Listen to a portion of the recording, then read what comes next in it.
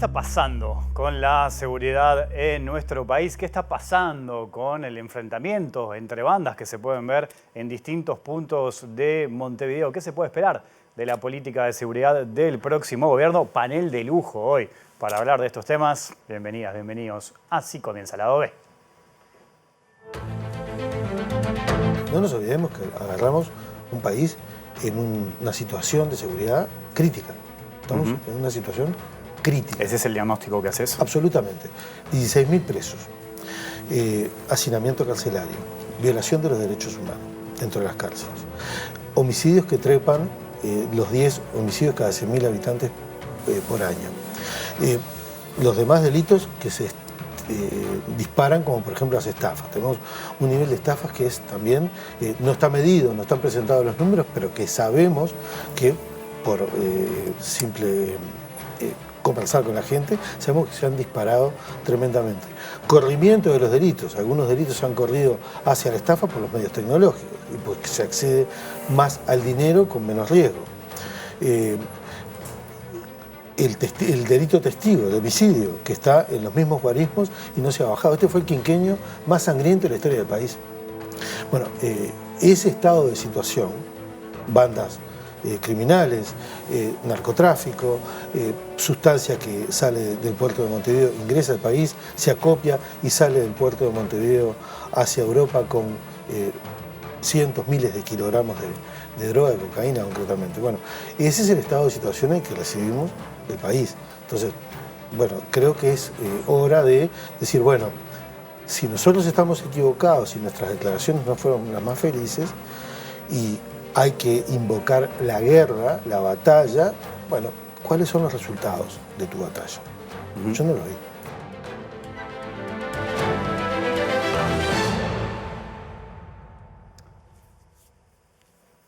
Bueno, vaya, si será importante este tema que vamos a charlar con tres invitados, tres amigos de esta casa que saben muchísimo, distintas visiones. Vamos a ver qué es lo que nos regala este programa en Lado B en vivo esta noche aquí en TV Ciudad. Antonio Ladra, ¿cómo andás? Muy bien, aquí estamos. Bueno, ¿todo tranquilo? Todo tranquilo, sí. Bueno. Sí. Bueno, viendo Sí. el resumen que hizo el ministro, a la pregunta que tú hiciste al principio, decimos, bueno, cerramos y nos vamos, ¿no? Respondemos con eso. ¿Eh? Respondemos con eso, sí. Y sí, porque el panorama no es nada alentador. Ahora, si la discusión es por la frase que dijo Negro, de que La batalla perdida. la batalla perdida, solamente acá en Uruguay se está discutiendo eso, ¿no? Porque ya es algo, desde Milton Friedman, que está en las antípodas de Negro, supongo yo, porque yo no sé lo que vota Negro, digo, pero me imagino pensando, desde Milton Friedman hasta acá, todos han hablado de justamente esa guerra que se lanzó Nixon. Sí. Hasta ahora ha sido una guerra contra los pobres, contra los niños y contra las mujeres principalmente, y miles de muertos en México, en Colombia, en nuestros países, y miles de millones de dólares gastados ¿en qué? ¿Cuál ha sido el triunfo? ¿Dónde están las batallas ganadas? ¿En qué país democrático, se ha ganado la guerra contra las drogas? Buena introducción, ¿eh? Gabriel Tenenbaum, doctor en Ciencias Sociales, investigador docente. Gabriel, un gusto estarte por acá siempre. ¿Cómo andás? Un gusto para mí también. Y Robert Parrado, psicólogo, licenciado en Seguridad Pública, comisario mayor retirado con más de 30 años de experiencia. Robert, siempre es un gusto tenerte por acá. Bueno, un gustazo y lo que decía Negro Sí. me pareció re interesante. Pues hace 20 años más o menos con el sociólogo Leonardo Mendiondo, que probablemente vos lo conozcas. Sí, hemos conversado con él. Sí, es un fabuloso tipo y hace, mirá, 22 años más o menos que venimos hablando de lo que está pasando, ¿no? Y la frase que nosotros usábamos es, ojo que vamos camino al punto de no retorno. Yo comparto con Negro. Estamos pisando el punto de no retorno. Lo que pasa es que se puede minimizar el impacto sin duda, pero ahí adhiero claramente a lo que decía Antonio, no sé después cómo lo verás vos, pero hay un gran tema que es cómo lo abordamos. Y no olvidarnos que una cosa es el narcotráfico, otra cosa es lo que en su momento decíamos, y había gente que le venía como prurito, y se pasaban piracalamina para tratar de que no le picara tanto, pero hablamos de las maras. Y bueno, cuando se pusieron muy complicados con el tema en Uruguay, no hay maras. ¿Cómo va a haber maras en Uruguay? Nosotros decíamos, bueno, pandillas, patotas barriales, ponerle el nombre que quieras, pero hay territorialidad, forma de vestir que a veces está vinculada con aspectos deportivos, clubes importantes, que un arma puede estar funcionando para el tema narcotráfico, pero también para hacer una rapiña o para ultimar a alguien en un conflicto interpersonal, más allá de... Falta mucha investigación, mucho estudio en relación a dónde estamos parados efectivamente. Y ahí tiene que ver el sistema de justicia y realidades que pasaron en Uruguay. Cierro con esto esta primera parte, que es qué pasó en el 2011 para el 2012. Porque también Negro decía, bueno, me voy a adherir un poco a las políticas de Bonomi. Y no nos olvidemos que los homicidios sí es verdad que vinieron creciendo con realidades distintas en Uruguay. No obstante eso, 2011 para el 2012, que fue cuando se montó y se desmontó un sinnúmero de estructuras en la Policía Nacional, se elevaron drásticamente al número que tenemos hoy. Realmente hay que mirar el combo para poder emitir opiniones más o menos constructivas en esta materia, si pensamos en términos de gestión, ¿no? No se aplaude lo que hace bien el gobierno. ¿Por qué? Porque está obligado a hacerlo. Tenemos que aportar todo lo demás, ¿no? Gabriel, ¿cuál es tu diagnóstico? ¿Por dónde vas? A ver. Bueno, hay como varias líneas, ¿no? Hay una, quizás como la más preocupante, una de las más preocupantes tiene que ver con la radicalización de las violencias atada a mercados ilícitos. Algunas de esas violencias son muy visibles y se manifiestan en los territorios, otras se nos presentan un poco más invisibles, porque cuando hablamos de seguridad pública no solo nos referimos a homicidios o tentativas de homicidios, las formas como se hace morir, se trata con el cuerpo muerto, sino también nos tenemos que referir a grandes estafas como estamos viviendo ahora con fondos de ahorro e inversión ganadero. Eso también incide muy fuerte en la seguridad pública, en la credibilidad de un sistema financiero. Hasta también puede influir, si se quiere, depende de cómo avancen las investigaciones, pero en la legitimidad de la democracia como tal, porque hasta lo que sabemos en materia de este caso hay algunos vínculos políticos, hay subsidios y exoneraciones que se entregaron desde el gobierno. Eso en la literatura algunos economistas lo llaman el capitalismo de amigotes o de cuates, el crony capitalismo, y es parte de la historia de muchos países de América Latina, y este es un caso que puede estar enredado con esto. Entonces, cuando hablamos del diagnóstico, muchas veces, y nos centramos si bien sobre todo en los homicidios, en los delitos contra la vida, pero también hay otro ámbito que es el de los delitos del poder, del cuello blanco, que hay que prestarle más atención. El otro día lo hablé mismo con el futuro ministro, Carlos Negro, ¿no? A partir de ese episodio que llamó mucho la atención, el de enfrentamiento ese que hubo a tiros en la Rambla de Luis Alberto Herrera, que llamó un poco más la atención por dónde se dio, porque lamentablemente ese tipo de episodios los encontramos en otras zonas de Montevideo casi que a diario. ¿Cómo lo ven ustedes eso, en medio de todo este tema de seguridad que estamos discutiendo? Bueno, vos lo dijiste, ¿no? Son episodios que se repiten en nuestro departamento, en Montevideo, concretamente. No es el primero que se da allí en la Rambla. En mi libro, en Uruguay en la mira del narco, yo relato un episodio que justamente ocurrió allí en la Rambla del Buceo, entre el cementerio y la playa, donde mataron a un líder emergente de una de las bandas del barrio 40 Semanas. Eso fue en el marco de lo que fue un enfrentamiento que duró 3 años en el barrio 40 Semanas, en el cual yo me he referido varias veces. Hubo otro episodio también, digamos, en una zona poblada, en una parada de ómnibus, también en el marco de ese enfrentamiento entre bandas. O sea que no es nada nuevo. Por ejemplo, el diputado Subía, o senadores ahora.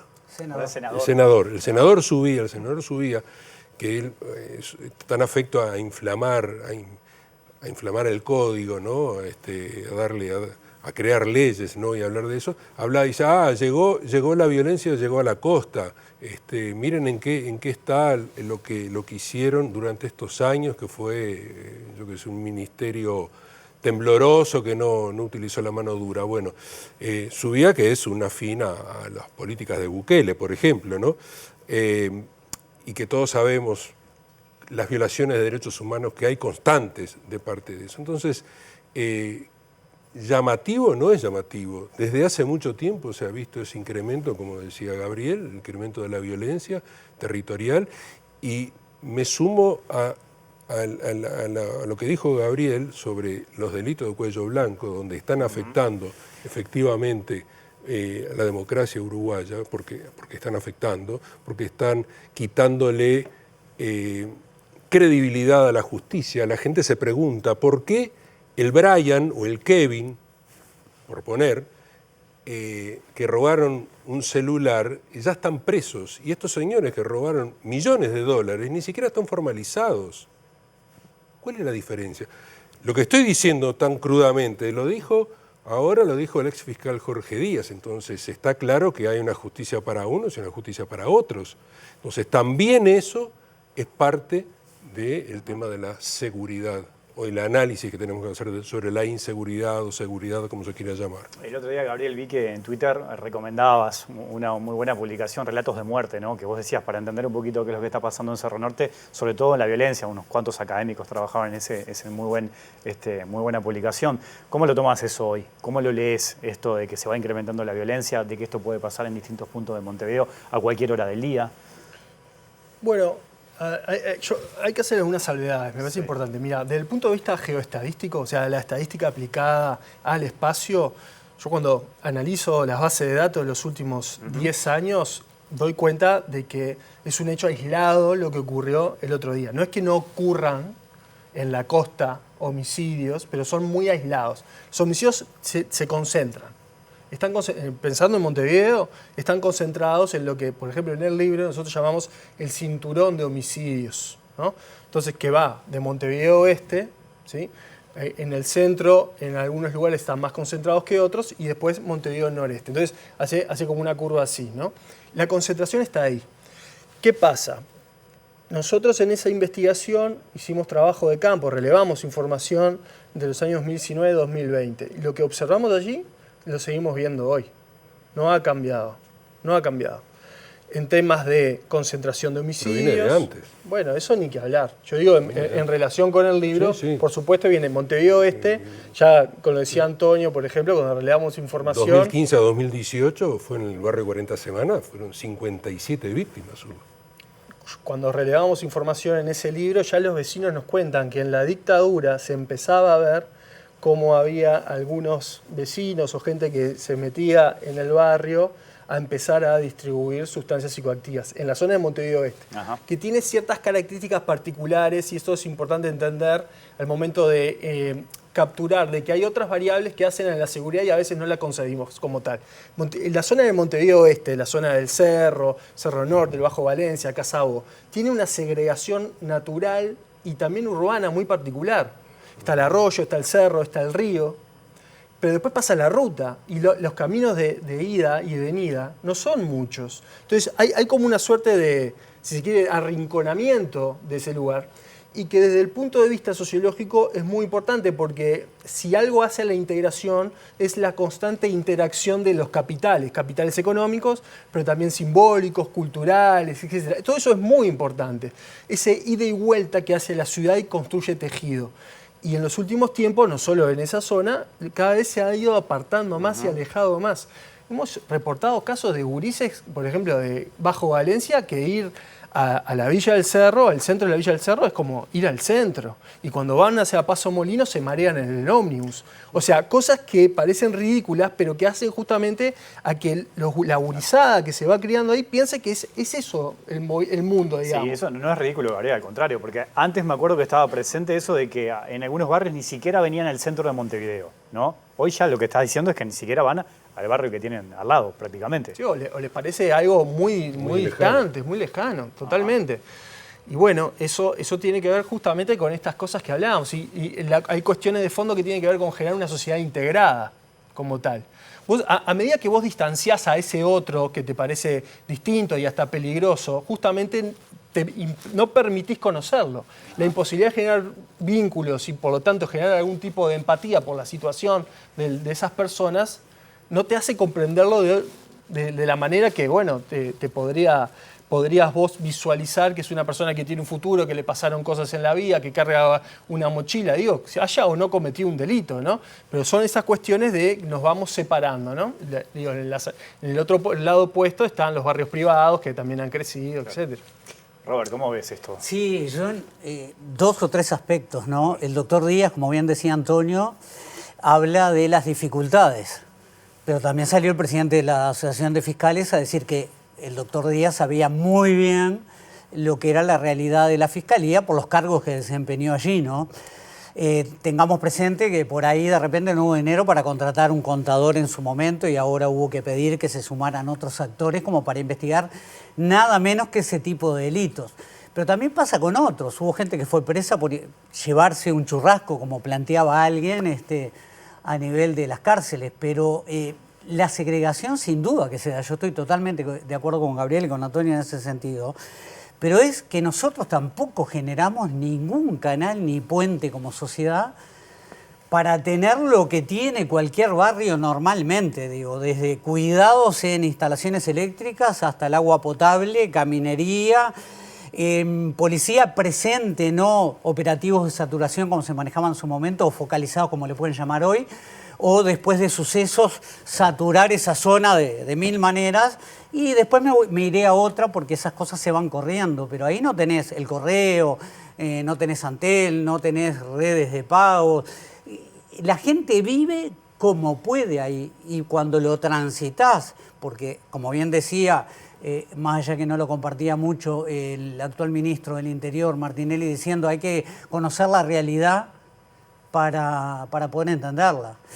Justamente, a veces a nivel político, quien está ocupando esos cargos no conoce la realidad. ¿Vos sentís eso? Que yo lo siento totalmente. No conocen digo, el territorio, digamos. Sí, no solo eso, sino que a veces no entienden la realidad. Hay un político, me reservo el nombre, que un día le hice este gesto, cerrando una conversación. Y cuando me iba me tocó la espalda. Me dice, Robert, vení, ¿qué me quisiste decir? Eso, que estás lejos del mundo, que no lo entendés. Cabeza y corazón. Que no te identifique eso que para nosotros es tan natural, cuando terminás una charla y decís, está. Y es un gesto que todo el mundo interpreta, por lo menos los mortales, de alguna manera. Lo vas... Inmortal, no, por eso yo en el Olimpo no estoy, me consta que vos no estás y Gabriel tampoco. No, pero digo, a mí me hace ese gesto y no lo entiendo, de verdad. Bueno, capaz que es un tema generacional, ¿viste? Pues yo tengo 32. Claro. Claro, tengo un platinado porque me gusta, soy castaño. Está bien. Claro, pero digo, ¿a qué voy? Son cosas que uno a veces no logra. O sea que ahí está decodificar. tocando de costado un tema importante que es el vínculo de la política con la policía. No solo con la policía. La figura del ministro político con la policía. Es que no podés tener un ministro político, no puede ser solo por confianza. Tiene que ser alguien que tenga la capacidad de tener diques, que de repente cuando toma decisiones, además tenga un equipo de mesita no chica, chiquitita, que le diga, ojo, esto no está bien. ¿Por qué? Por esto y por esto. O las designaciones, o lo que se te ocurra.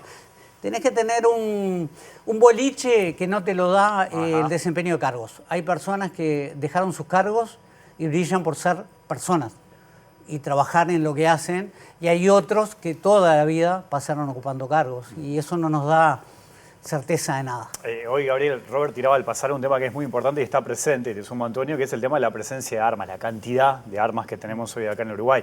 Y te pregunto con esa mirada desde la sociología, porque hoy encontrás un montón de jóvenes, cuando digo jóvenes, menores, que pueden conseguir un arma en determinada zona de Montevideo, y eso les da otra presencia, ¿no? De hecho, eso se puede ver hoy. ¿Cómo lo estás analizando, eso, el impacto que puede tener? Porque hoy hablamos de las políticas sociales, de ese rol que tiene que jugar el Estado, de ese menor, de ese joven que capaz que encuentra en el crimen, en la delincuencia, otros caminos que no encuentra en el estudio, en el trabajo. ¿Cómo lo estás viendo eso? Fíjate, Wilmar, que hace 10, 15 años Aludeki y el SUL alertaban sobre las armas de fuego en manos de civiles en el país.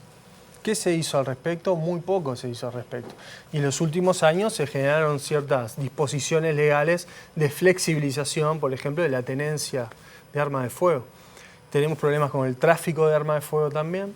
Tenemos armas que se alquilan. Armas que se alquilan que a veces están en Montevideo, pero después aparecen en el interior, que eso no era algo tan común. O cruzan la frontera. Cruzan la frontera, se intercambian con otras mercancías. No, pero esto de alquilar el arma que para distintos delitos ocurría generalmente en un espacio más o menos que uno estaba delimitado. Digamos. Hoy ya lo ves más extendido eso. Sí, porque hay misma arma que se encuentra en el interior y se utiliza en Montevideo. O sea que hay capacidades logísticas y información más extendidas, información que circula, porque para adquirirlo, digamos, hay rumores, ¿no? Se comparte. O los publican en las redes. Bueno, de frente y mano. Es que tenemos un grave problema y hace mucho que no se hace nada en esta materia, ¿no? Se ha anunciado que este gobierno, ¿no? va a hacer algo, no sabemos qué, pero bueno, por supuesto que es una de las tantas medidas que hay que tomar, ¿no? Para tratar de minimizar sobre todo homicidios y tentativas de homicidios, accidentes. Yo en ese sentido tengo que recordar a la fallecida Daisy Tourné, que trabajó en el tema y fracasó con total éxito, ¿no? Porque esa es la verdad. Digamos, el tráfico de armas, lo que decía Gabriel, es cierto. Se han encontrado armas de acá de Uruguay en Porto Alegre, en episodios de violencia, en robos. Hay los traficantes de armas uruguayos. El Cachorriño, por ejemplo, es conocido en la frontera por traficar armas hacia Brasil. Municiones. Entonces, hay municiones, sí, también. Digo, es todo, es un tema.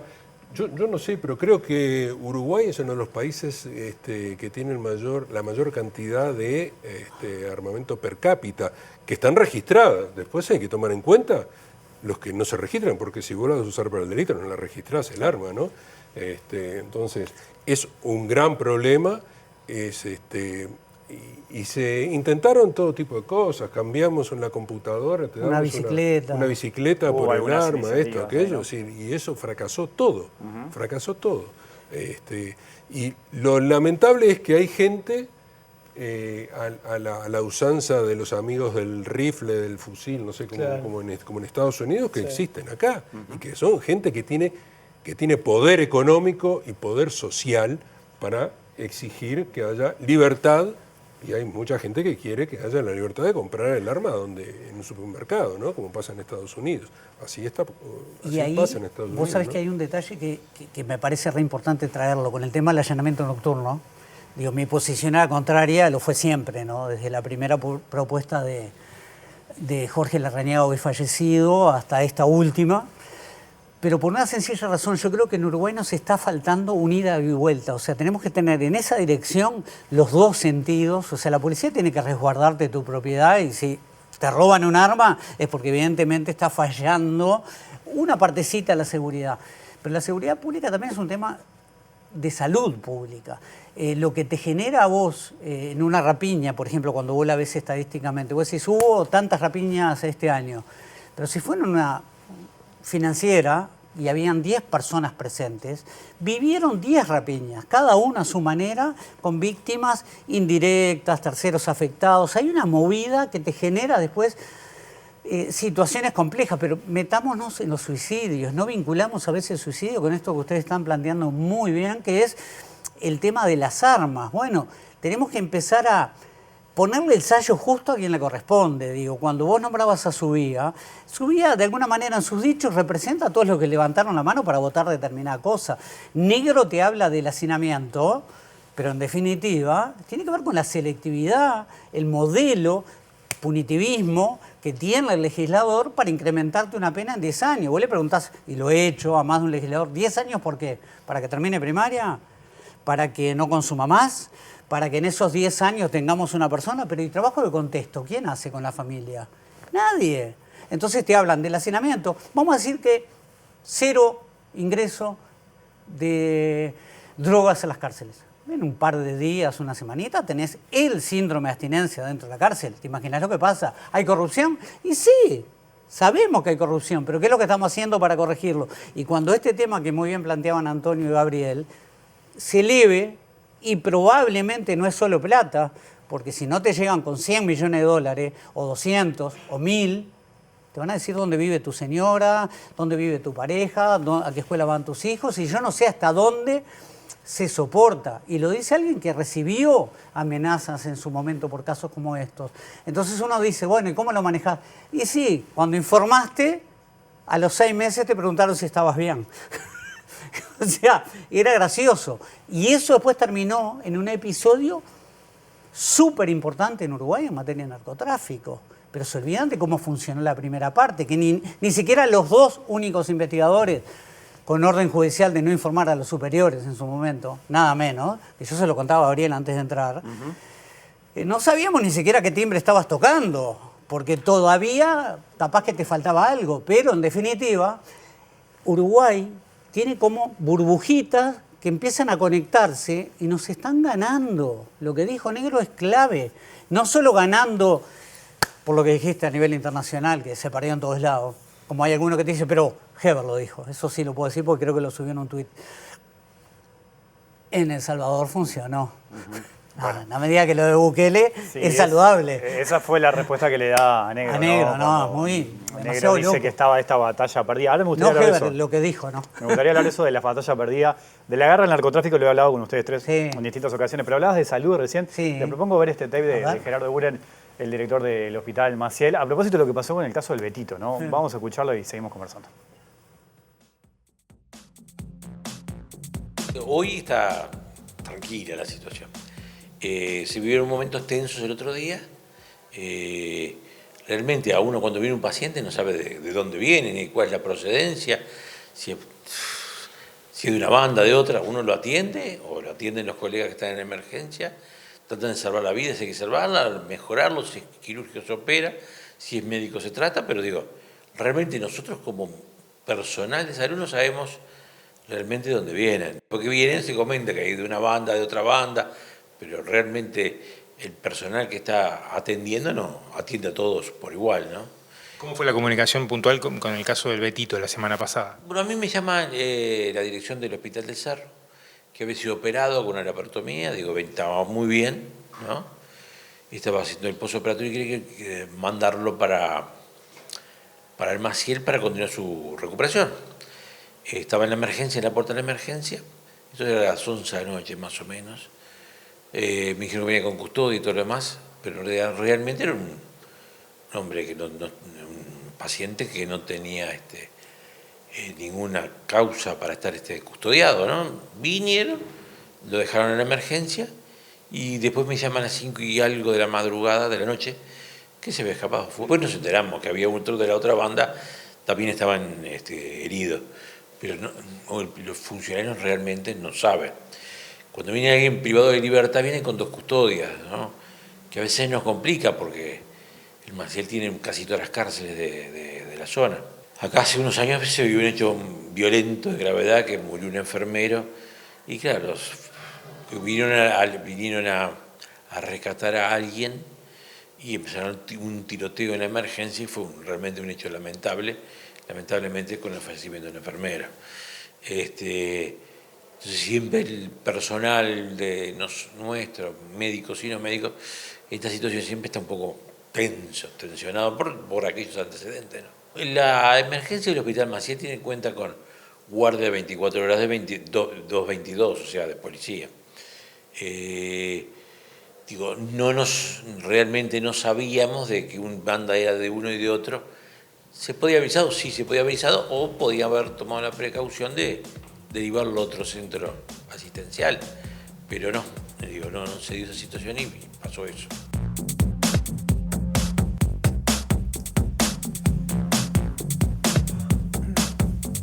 Bueno, ahí Eguren un poco lo que hablaba es eso, ¿no? De estos enfrentamientos que se vienen dando, que se ha trasladado a algunos centros de salud, ¿no? Hospitales, bueno, el caso del Betito que fue noticia en los últimos días, pero bueno, es algo que se ha incrementado, ¿no? De personas que llegan con distintas heridas y que generan prácticamente una revolución en las emergencias.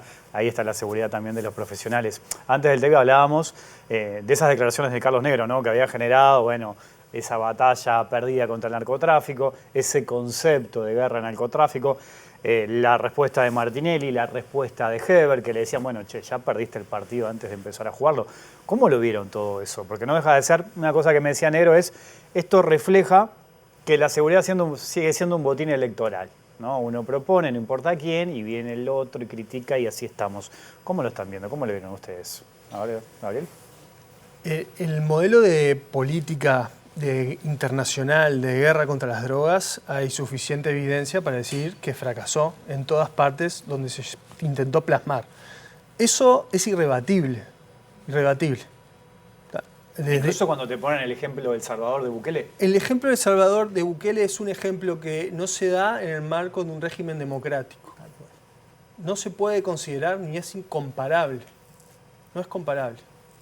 Y todos los analistas que trabajan el tema de El Salvador dan cuenta de que esto tiene un tiempo, digamos, cercano donde no va a poder seguir manteniéndose, porque se mantiene con base en un régimen personalista, ¿no? Que es bueno recordarlo, controla de forma dudosa el Parlamento y también controla de forma dudosa el Poder Judicial con la Suprema Corte, las posiciones que están ocupando los integrantes de la Suprema Corte, cómo se dio todo ese fenómeno que le permitió la reelección. Y usurpó, ¿no? Ni que hablar, porque hay y además violaciones de derechos humanos, acuerdo con los líderes de las maras, impunidad, o sea, hay un montón de cosas, entonces es incomparable. Y es irrefutable eso. Una cosa es el modelo de la política internacional de guerra contra el tráfico de drogas, que como decía acá, nace en un discurso de Nixon ante el Congreso pidiendo dinero para llevar adelante esta política, dentro del cual en realidad se escondía lo que verdaderamente le importaba, que era el enfrentamiento contra los grupos insurgentes y movimientos de liberación nacional de la Guerra Fría, que es la época de la que estamos hablando, y que posteriormente tiene expresiones muy hipócritas, porque todos recordarán el caso Irán-Contras, donde la CIA y la organización de Medellín arreglaron que la renta criminal de Medellín en los Estados Unidos, parte de eso iba a parar a financiar a la contrarrevolución en Nicaragua, digamos, y todo eso en la era de Reagan, en el marco de la guerra contra las drogas, ¿no? Después viene la firma de los planes, el plan Colombia, en el 99, Clinton con Pastrana en Colombia, el plan Mérida en México, Calderón con Bush. Entonces la política es una política estadounidense para el hemisferio, sobre todo americano, ¿no? Y el plan Colombia y el plan Mérida en México son dos planes paradigmáticos de la guerra contra las drogas y ambos fracasaron estrepitosamente. El aumento de homicidios ha sido una locura. Ahora hablábamos de Medellín, que llegaba en la época de clímax de homicidios, superaba los 300 cada 100.000 habitantes. Es una locura. O más recientemente en la Honduras de Jorge Orlando Hernández, que ahora está preso en Estados Unidos por lavado de activos para el tráfico de drogas, también aplicó las medidas duras y tuvo más de 100 personas cada 100.000 habitantes por homicidios. En Uruguay estamos alarmados y tenemos un poco más de 10, casi 11, ahí va oscilando un poco más, un poco menos, ¿no? Digo, para que la gente entienda de qué estamos hablando de guerra contra las drogas, ni que hablar muchísimas medidas que se tomaron, como fumigaciones en campos de plantaciones de hoja de coca, sin importar los campesinos que estaban ahí, le trajeron problemas de enfermedades a ellos, sus hijos, irrecuperable todo eso. O sea, es lo más estrepitoso que tuvimos como modelo de política contra el tráfico de drogas. Entonces, eso es una cosa. Distinto es que vos, como Ministerio de Interior, autoridad del Ministerio de Interior, sí o sí, por supuesto, vas a tener que desplegar medidas de carácter represivo en momentos determinados con base en evidencia e inteligencia policial y también habría que hincarle el diente a la inteligencia financiera. Son dos cosas distintas. No es una cuestión de guapos, ¿no? De perdiste el partido antes. No. Ese lenguaje de guerra y muy masculino, de tipo violento, nos ha hecho muy mal. Pasa que ahí entramos en esa rosca política, digamos, del intercambio político. Es una rosca política y que refleja ignorancia y refleja un juego hacia la opinión pública. Robert. Suscribo y te digo que es típicamente electoral. Es lo que habitualmente vemos en las campañas. En este caso el gobierno todavía no asumió. Y tenés una ida y vuelta que se va a ver en la Intendencia y de alguna manera ya lo estamos viendo, por lo menos en la de Montevideo, que es donde más se nota. Uno dice, bueno, ¿qué es lo que estamos discutiendo? ¿Papeleras sí, papeleras no? ¿Gastos sí, gastos no? Bueno, ¿cuál es la política, por ejemplo, que puede acompañar desde lo que es la Intendencia Municipal de Montevideo en materia de apoyo a la seguridad pública, iluminación, caminería en determinados lugares, estar más presente? No es solo decir lo que vamos a llegar y solucionarlo, es cómo llegamos, porque también hay gente que no terminó la escuela, gente que se pierde en un camino muy sinuoso que después es difícil recuperarlo. Y de alguna manera cuando se habla de que la gente no esté en las cárceles, también se usa electoralmente. Vos decís, bueno, a ver, ¿todos hay que liberarlos? No. Hay algunos casos que no, hay que tener un puño y un pulso fuerte para decir este tipo de situaciones no, que tendrá que ver con salud mental, con otras afectaciones. Y otros tenemos que pensar en la rehabilitación cierta, en la habilitación, en la reinserción, hacia dónde van. Hay gente que te dice, me conviene estar preso porque ahí soy jefe. No quiero volver a donde estaba porque está mejor en la cárcel. En la cárcel te filman cuando violan a una persona, 8 en una celda, y yo no vi que los 8 de la celda, que deben tener los nombres de quienes estaban, estuvieran presos por esa situación, sumado a la condena que tienen. O sea, es entender que se vive de una manera simplemente en la búsqueda del voto. Preelectoral somos todos amigos, postelectoral somos todos amigos, y después parece que pierden el celular, pierden la forma de comunicarse con la gente y de alguna manera no llegan quienes están intentando colaborar, como Gabriel, como Antonio, como uno en la medida que puede, llevando incluso a veces propuestas que no te escuchan nomás. No te puede un ministro decir, tenemos 700 psicólogos en el país. ¿Haciendo qué? ¿Qué tareas? Escuchaste, repetís, pero no sabés lo que está pasando. Bueno, eso es saber la realidad. Y a veces no lo hacen. Entonces, el trabajo de Gabriel, el trabajo de Antonio con su libro y toda la información que él tenía y manejaba, te permite tener un poquito más de luz. Bueno, aprovechenla. Les propongo una pausa breve y seguimos conversando. Hay más lado B aquí en la pantalla de TV Ciudad.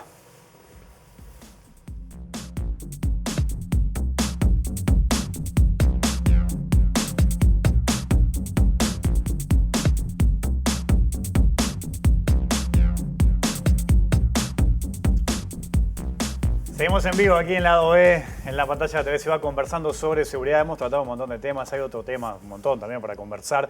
Hablamos un poco ahí, ¿no? Hoy Gabriel hablaba de los delitos de cuello blanco, el lavado de activos, Gabriel que siempre está presente. Mencionaste al pasar ahí conexión ganadera. ¿Se puede conectar eso, lo de conexión con el lavado de activos? Bueno, hay que Con ver. República Ganadera lo Bueno, conectaría también. Sí, y también. Larrarte, Con sí, el ¿no? negocio, en Con el realidad, negocio. sí, Por ¿no? el momento hay 3 que están digamos, siendo investigadas. A priori uno diría que por estafa y eso se va a concretar. Lo que sucede es que de distintas maneras hay posibilidades de que haya lavado de activos. Hay varias hipótesis. De por sí, si se comprueba la estafa y ese dinero fue utilizado de la estafa para otra cuestión, bueno, ahí puede haber ya tipificarse el lavado de activos, ¿no? Pero también de los que perdieron, ¿no? Claro. Digamos, de los inversores. Claro, porque después hay lo que habría que hacer, no sé qué está haciendo la Fiscalía, pero me parece que está en la tapa del libro que hay que investigar también a los inversores, testaferros, beneficiarios finales, de dónde la procedencia de La los procedencia del dineros. dinero, Hay claro. una cuestión que si se va a concurso, en realidad aquellos damnificados van a tener que explicar cuánto pusieron y de dónde salió ese dinero. Entonces, Si se presentan. si se presentan, aquellos que no se presenten es porque no van a poder explicar, o mejor dicho, no van a querer explicar de dónde vino ese dinero, si es que eso vino Exacto. de un mercado ilícito, por ejemplo. Y los que no se presentan no se va a investigar, ¿no? Salvo que haya un acto oficioso que no creo que haya. Claro, ahí se puede llegar a calcular cuánto dinero quizás, ¿no? Teniendo en cuenta todo lo que se generó.